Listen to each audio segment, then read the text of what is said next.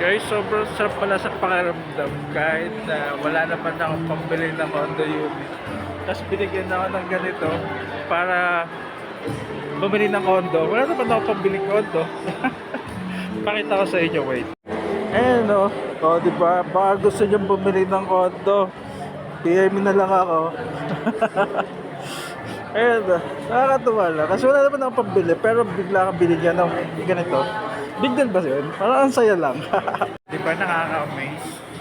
Dito nga pala ako sa ano. Asan pa to? Hindi ko alam eh. Sa race. Oh, ayan. Dito. Sa Araneta Mall. Araneta Center. Sige, bye-bye. Ayun lang. Bye-bye. Hindi na kayo lang yun. Guys, may nagbigay naman sa akin nito. Nandito ako sa may ano. Sa may ano bang tawag dito, ayan, sa may circle. Tapos binigyan naman ito, libre, punta kayo dito. Ayan o, bye bye.